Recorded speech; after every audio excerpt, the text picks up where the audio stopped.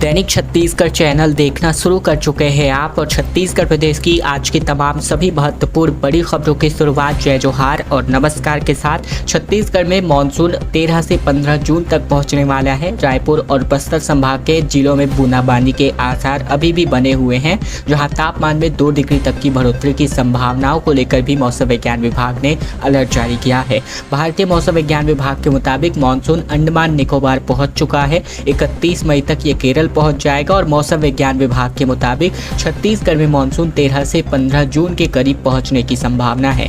पिछले साल अगर मानसून की बात करें तो ये अंडमान निकोबार द्वीप समूह में 19 मई को ही दस्तक दे चुका था, लेकिन केरल में 9 दिनों की देरी से ये 8 जून को पहुंचा था। इस साल मानसून सामान्य तारीख से पहले ही केरल में दस्तक दे सकता है। वैसे तो केरल में मानसून आने की सामान्य तारीख 1 जून है। वहीं रायपुर संभाग के 2 जिलों साथ ही बस्तर संभाग के कुछ जिलों में हल्की से लेकर मध्यम स्तर की वर्षा की संभावना भी जताई गई है। प्रदेश में अधिकतम तापमान में 2 डिग्री तक की बढ़ोतरी की संभावनाओं को लेकर भी मौसम वैज्ञानिकों ने अलर्ट जारी किया है। आने वाले 48 घंटों की बात करें तो रायपुर, दुर्ग, बिलासपुर संभाग के जिलों में अधिकतम तापमान 41 से लेकर 43 डिग्री के बीच रहने की ही संभावना है। साथ ही मौसम विभाग ने सलाह दी है कि लोग दोपहर 12 से 4 बजे तक बिना जरूरी काम के धूप में ना निकले। वहीं मध्य छत्तीसगढ़ के ज्यादातर स्थानों पर मौसम शुष्क रहने की संभावना है। कवर्धा हादसे में विधायक भावना बोहरा ने मृतकों के 24 बच्चों को गोद लिए हैं। एक साथ तकरीबन 17 जो चिताएं हैं वो एक साथ जली। एक ही परिवार के 11 लोग थे, जिनमें से 19 की यहां पर जान चली गई है। दरअसल छत्तीसगढ़ के कवर्धा में हुए सड़क हादसे में मारे गए लोगों के बच्चों को भाजपा विधायक भावना बोहरा ने गोद लेने के लिए ऐलान कर दिया है। साथ ही इन बच्चों की शिक्षा, रोजगार से लेकर विवाह तक की संपूर्ण जवाबदारी निभाएंगी।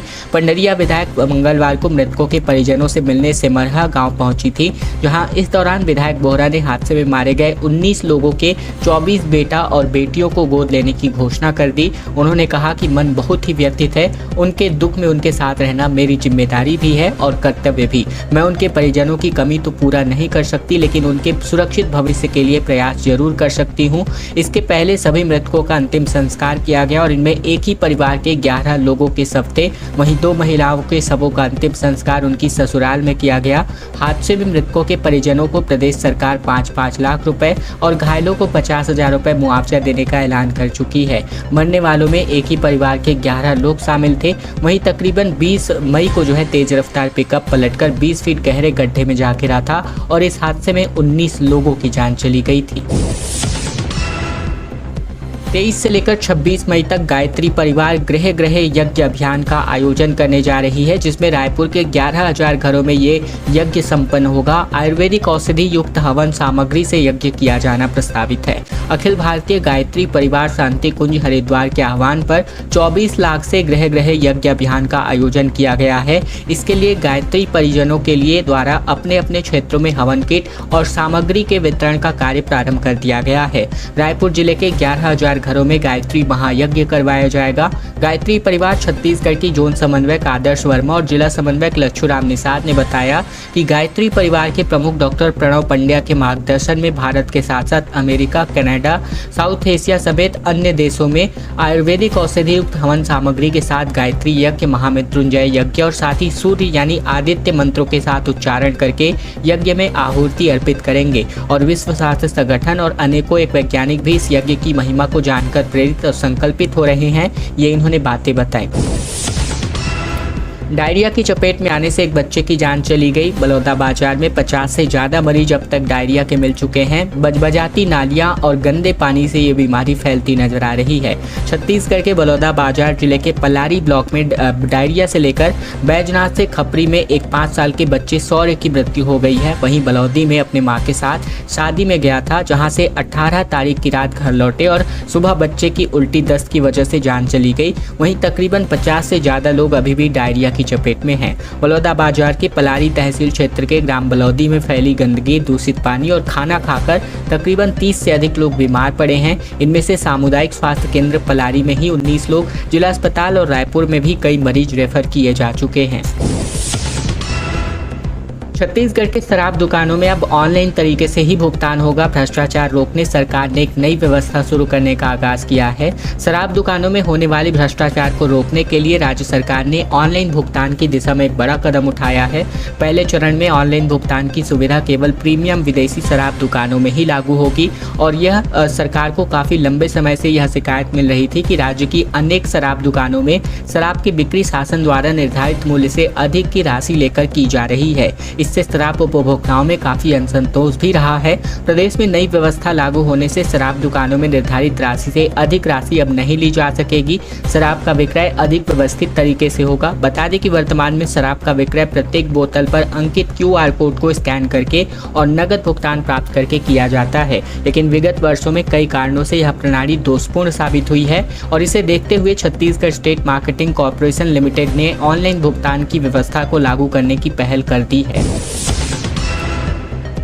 पंडित प्रदीप मिश्रा की कथा में विष्णुदेव साय पहुंचे, जहां इन्होंने शिव पुराण की ऊर्जा से श्रद्धालु अपने क्षेत्रों में मतांतरण रोके। ये कहा इन्होंने। दरअसल छत्तीसगढ़ के जो मुख्यमंत्री है कुरुद में गौरी शंकर शिव महापुराण आयोजित कथा के मार्गदर्शन में पहुंचे, जहां कथावाचक पंडित प्रदीप मिश्रा अपना कथा कर रहे हैं। 21 मई को प्रदेश के मुख्यमंत्री विष्णुदेव साय, उनकी पत्नी कौशल्या देवी साय भी कथा सुनने पहुंची। वहीं मुख्यमंत्री साय ने पंडित प्रदीप मिश्रा से आशीर्वाद लेने के बाद श्रद्धालुओं से मतांतरण रोकने की अपील की। साय ने कहा कि यहाँ छत्तीसगढ़ का यह सौभाग्य है कि माता कौशल्या की धरती में इतना बड़ा शिव पुराण कथा का आयोजन हो रहा है और यहाँ कथा सुनाने पंडित प्रदीप मिश्रा जी पहुंचे हुए हैं। वैसे तो छत्तीसगढ़ माता कौशल्या की धरती है और ऋषि मुनियों का धाम है। भगवान राम को अपने 14 साल के वनवास काल का अधिकांश समय हमारे छत्तीसगढ़ दंडकारण्य क्षेत्र में बिताए और यही छत्तीसगढ़ है जहाँ पर शिवरी नारायण है, जहाँ पर सबरी माता का धाम है और जहाँ भगवान ने झूठे बेर खाए थे। कब्रिस्तान की जमीन की खरीदी बिक्री मामले में पूर्व विधायक समेत 10 लोगों के खिलाफ FIR दर्ज हुई है। कब्रिस्तान की जमीन के खरीदी बिक्री मामले में कोर्ट के आदेश पर सिविल लाइन पुलिस ने पूर्व विधायक मोहित राम केरकेट्टा, उनके बेटे समेत कुल 10 लोगों के खिलाफ धोखाधड़ी का मामला दर्ज कराया है और मामले की जांच की जा रही है। बिलासपुर के विद्यानगर में रहने वाले आलोक विल्सन चर्च ऑफ क्राइस्ट के मिशन इन इंडिया कुदूदन के सदस्य हैं। उन्होंने शिकायत की है कि संस्था के कथित पदाधिकारियों ने पूर्व विधायक मोहित राम केरकेट्टा और उनके बेटे के पास 1 एकड़ जमीन को 99,22,500 रुपए में बेच दिया। बेची गई जमीन संस्था के रिकॉर्ड में ईसाई कब्रिस्तान के रूप में दर्ज है। शिकायतकर्ता के मुताबिक जमीन की कीमत 4 से 5 करोड़ रुपए है और इसी मूल्य में सौदा करने के बाद आपसी सौदा मूल्य 99 लाख रुपए बताया गया। मामले को लेकर उन्होंने सिविल लाइन पुलिस से इसकी शिकायत भी की थी, लेकिन कोई कार्यवाही नहीं की गई, जिस पर उन्होंने न्यायालय की शरण ली।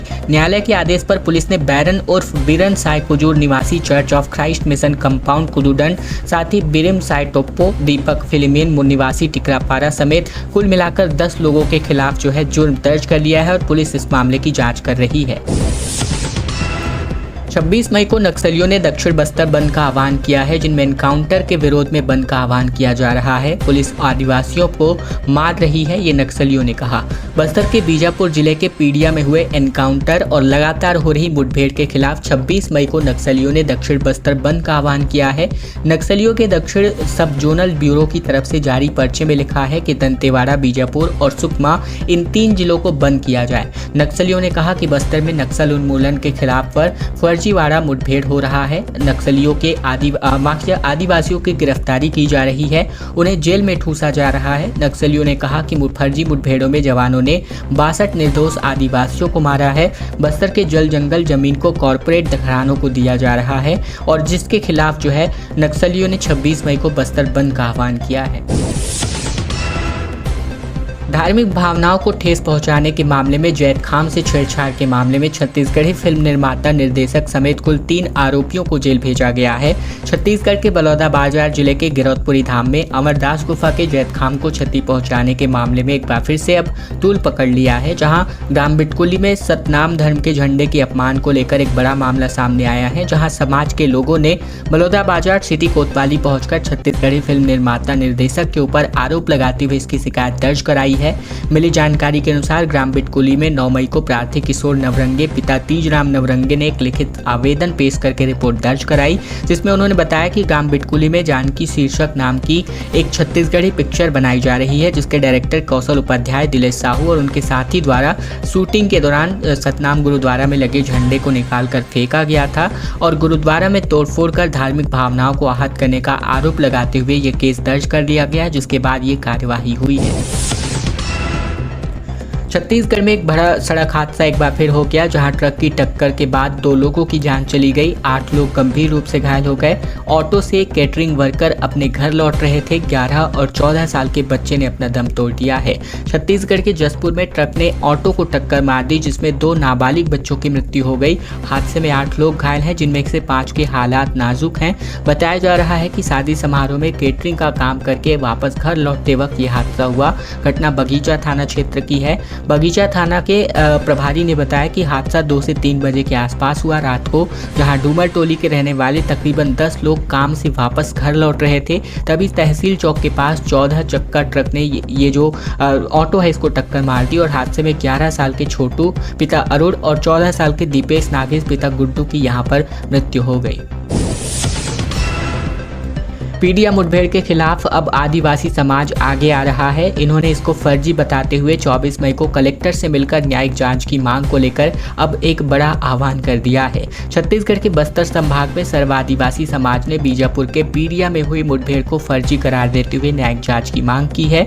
10 मई को बीजापुर जिले के इटावर और पीडिया गाँव में सुरक्षा बलों और नक्सलियों के बीच मुठभेड़ हुई थी और इस मुठभेड़ में पुलिस के द्वारा 12 नक्सलियों को ढेर करने के दावे किए गए थे, लेकिन अब आदिवासी समाज ने इसे फर्जी मुठभेड़ करार देते हुए निहत्थे आदिवासियों को घेर कर मारने का आरोप लगाया है। इस मुठभेड़ को लेकर सर्व आदिवासी समाज ने 58 सदस्यीय जांच टीम घटनास्थल के लिए भेजी थी। पीडिया गांव का दौरा कर आदिवासी समाज का जांच दल अब वापस लौट चुका है। परपा के कोयरा कुटमा समाज भवन में सर्व आदिवासी समाज के पदाधिकारियों और जांच दल के सदस्यों ने ये बैठक ली है। सिर मुंडवाकर बदमाशों का जो है जुलूस निकाला गया और ये काम किया दुर्ग पुलिस ने, जहां इन्होंने नारे भी लगवाए और कहा अपराध करना पाप है। सिपाही की बाइक चोरी की थी और चाकूबाजी की घटना में सम्मिलित थे, जिन पर यह कार्यवाही पुलिस विभाग ने की है। छत्तीसगढ़ की दुर्ग पुलिस ने चाकूबाजी और लूटपाट के 3 आरोपियों का मंगलवार को जुलूस निकाला। इसके पहले तीनों के सिर मुंडवाए गए। जुलूस के दौरान तीनों आरोपियों से अपराध करना पाप है, पुलिस हमारा बाप है कि नारे लगवाए जाते रहे। जानकारी के मुताबिक पुलिस ने खुर्सीपार निवासी धनराज निर्मलकर, स्वीपर मोहल्ला खुर्सीपार निवासी एस विजय उर्फ बल्लू और बी समर राव को गिरफ्तार किया है। आरोप है कि तीनों नशा करने के लिए लोगों को रोककर लूटपाट करते थे। तीनों आदतन अपराधी हैं। छावनी पुलिस के मुताबिक एसपी के निर्देश पर लोगों के मन से तीनों अपराधियों की आरोपियों की दहशत को मिटाने के लिए उनका जुलूस निकालने का निर्णय लिया गया। जुलूस निकालने के दौरान आरोपियों के हाथों को जंजीर से बांधा गया था और उन्हें फिर जवाहर मार्केट ले जाया गया, जहां पर तीनों को नारा लगवाते हुए घुमाया गया। रायपुर में भगवान नृसिंह का 151 लीटर दूध से जो है अभिषेक किया जाना है, जिसके लिए शोभा यात्रा निकली और हिरण्यकश्यप संहार का मंचन किया जाएगा। 1100 साल पुराने मंदिर में अब भक्त उमड़ पड़े हैं। रायपुर में मंगलवार को नृसिंह जयंती मनाई गई, जहां ब्रह्मपुरी के बूढ़ा तालाब स्थित नरसिंहनाथ मंदिर में भगवान नृसिंह की शोभा यात्रा निकाली गई, जहां ये शोभा यात्रा विभिन्न चौक चौराहा से होते हुए मंदिर पहुंची और इसके बाद हिरण्यकश्यप संहार का मंचन किया जाएगा। महाआरती के बाद प्रसाद वितरण करने की योजना है और इसके पहले मंत्रोच्चार के साथ भगवान का 151 लीटर दूध से अभिषेक किया गया।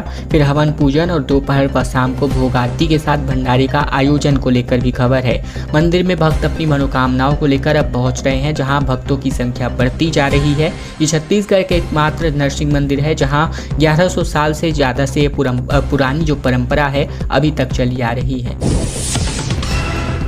राधिका खेड़ा ने कहा कि कमरे का दरवाजा जो है बंद करके पीटा गया, गालियां दी गई। छत्तीसगढ़ कांग्रेस नेता के मानहानि नोटिस का जवाब दिया गया और कहा कि 3 दिन में सुशील आनंद माफी मांगे। भाजपा में शामिल हो चुकी राधिका खेड़ा ने छत्तीसगढ़ कांग्रेस नेता सुशील आनंद शुक्ला के मानहानि नोटिस का जवाब दिया है। इसमें बताया गया कि कोरबा के रिसोर्ट में उन्हें शराब ऑफर की गई, उनके साथ गाली गलौज किया गया। इसकी शिकायत पार्टी नेताओं से की गई, लेकिन उन्हें कोई भी कार्यवाही उन पर नहीं की गई। दरअसल सुशील आनंद शुक्ला ने विवाद के बाद राधिका को मानहानि का नोटिस भेजते हुए कई आरोप लगाए थे। ये भी कहा था कि माफ़ी नहीं मांगने पर कानूनी कार्यवाही करेंगे और अब राधिका ने जवाब के साथ सुशील के दावों को गलत बताते हुए उनसे 3 दिन में माफ़ी मांगने को कहा है। राधिका खेड़ा ने वकील हरिंदर सिंह की ओर से मानहानि नोटिस का जवाब दिया है और इसमें बताया गया है कि 1 फरवरी 2024 को जब राहुल गांधी की भारत जोड़ो न्याय यात्रा चल रही थी, तब कोरबा के जश्न रिसोर्ट में रात को सुशील आनंद शुक्ला और धनंजय सिंह ठाकुर ने राधिका को कई बार अनुचित तरीके से शराब की पेशकश की। राधिका के वकील हरिंदर की ओर से कहा गया कि मेरे मुवक्किल के साथ दुर्व्यवहार करना जारी रखा। शराब के नशे में कुछ लोगों ने राधिका खेड़ा के कमरे का दरवाजा पीटा, जिससे उनकी अपनी सुरक्षा की चिंता हो रही थी। मेरे मुवक्किल को गाली दी गई और ये तमाम बातें इन्होंने अपने नोटिस के जवाब के दौरान कही हैं अपने वकील के माध्यम से।